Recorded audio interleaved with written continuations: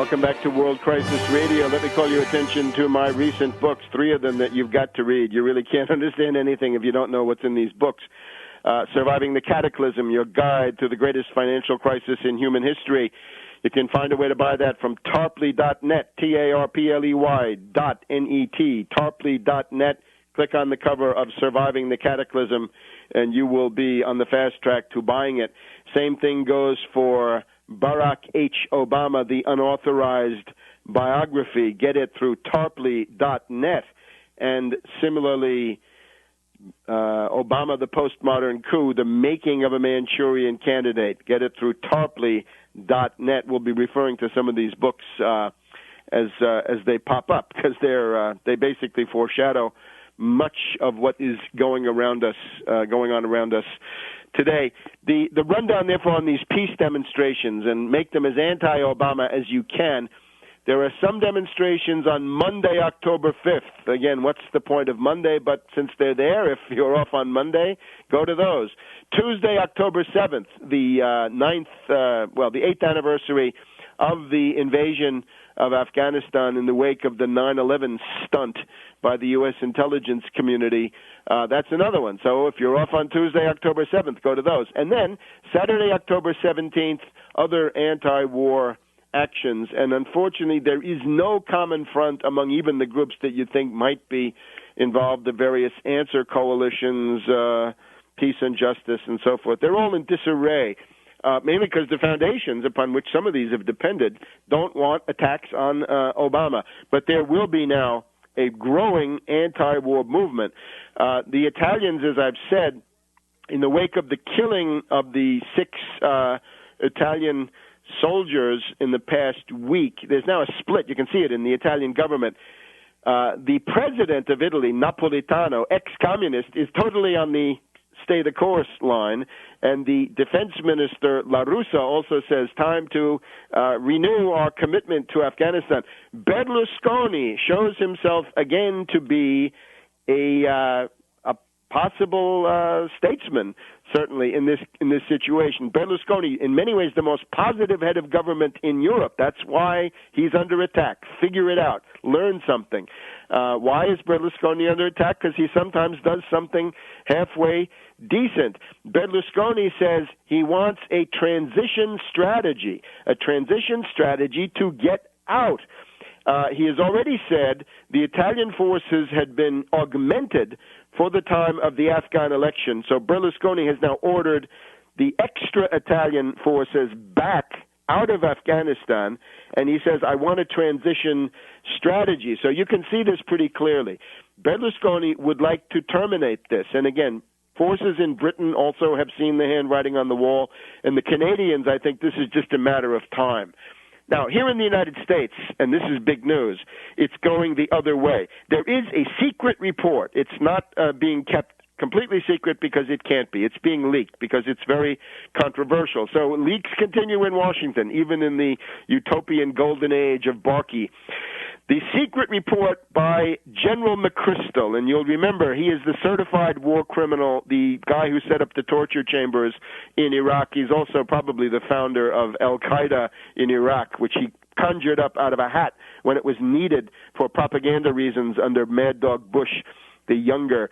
This General McChrystal, this is now Obama's hand-picked commander in the Afghan theater, is demanding 40,000, that is 40,000 additional U.S. forces on the fast track. There is an attempt by the Obama regime and the controlled media, and this is now a broad array, including left-wing media, will not mention this. It's 40,000. Fox News, put it on. Great. That's why you need a free press. Evil people do good. Fox News reporting, antiwar.com repeating, McChrystal wants 40,000, 40,000 additional U.S. forces. That would mean that since Obama taking office, the U.S. forces in Afghanistan would have increased 300%. Now, there's a surge. That goes way beyond any surge carried out by Mad Dog Bush the Younger in Iraq. That's the troop level that Obama is demanding. And this is not just talk. 3,000 additional GIs are on their way to Afghanistan right now. So that's almost one-tenth. But this is now 40,000 above and beyond. So this is a massive escalation. The Washington Post is now back to publishing the faces of the dead, the catalog with photographs of the people who have gotten killed in Afghanistan. This is an absolute disaster. The U.S. animus against Karzai couldn't be greater. Karzai has now declared himself the winner of the Afghan elections with more than 50%. He does not need a runoff. He does not need ballotage. So the U.S., the State Department is obviously grumbling, right? There's tremendous hostility to Karzai. This is being played out inside the country. Clashes with Holbrooke and between Holbrooke and Karzai, as we've heard.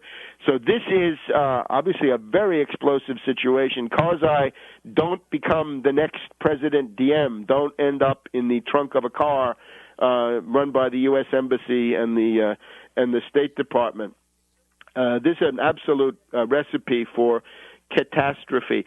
Petraeus is going to testify. We've actually had testimony in front of the Congress by Admiral Mullen, the warmonger holdover head of the Joint Chiefs of Staff, who says, yes, the situation is deteriorating and serious, but we must have more forces, more commitment, more time, more money, more civilians, more everything. What is the point of this? What is the goal? Nobody can tell you what the goal is. There will be testimony by Petraeus in the near future. There's a demand from certain anti-war Democrats who are now coming out of the woodwork after a long, long eclipse, that McChrystal himself, the butcher McChrystal, should come before the Congress and testify along with Petraeus. But Defense Secretary Gates, the former office boy of Zbigniew Brzezinski back 30 years ago under Carter, Gates is saying no. McChrystal does not have to come. He's busy fighting the war and so forth. Biden has been cavorting around Iraq, getting shot at, right? Mortar rounds falling all around him. And Biden's line is, if the Maliki regime in Iraq wants the U.S. to leave, then the U.S. will leave. One argument made, of course, in favor of the Afghan war is that if you have a safe haven, if you have a sanctuary for terrorists, then Al-Qaeda will use it. Well, the problem with that is, as an op-ed in the Washington Post has pointed out this week, you've already got that, right? Somalia would be a great safe haven. No need to look any further. You're not going to occupy Somalia, are you, boys? And, of course, according to the mythology of these characters, bin Laden is not in Afghanistan, but he's in Waziristan. He's in the federally administered tribal areas of Pakistan, and therefore he's already out of that country. Remember, the goal of the U.S. presence in Afghanistan is to push Taliban fighters into Pakistan so that they can fight a civil war and overthrow the Pakistan central government, the goal being split Pakistan into 5 parts. That is the goal. It is an anti-Chinese policy to prevent Pakistan from becoming ever an pro-Chinese energy corridor for oil from Iran and perhaps even further in the Middle East, but from Iran principally across a pipeline up over the Himalayas and into China. That would be strategic. That would also be good business. That would be peaceful trade. Who could feel threatened by that? London and New York and Washington. That's who. Inside the U.S., you've already got Senator Feingold wants a timetable to get out. Senator Levin of the Senate Armed Services Committee also very skeptical about Afghanistan. There's no operational edge to this. Senator Feinstein, the same thing. She is unhappy. A lot of grumbling among the Out of Iraq caucus in the House of Representatives. Why not found an Out of Afghanistan caucus against Obama, dear Democrats in the House? We'll be back in a minute.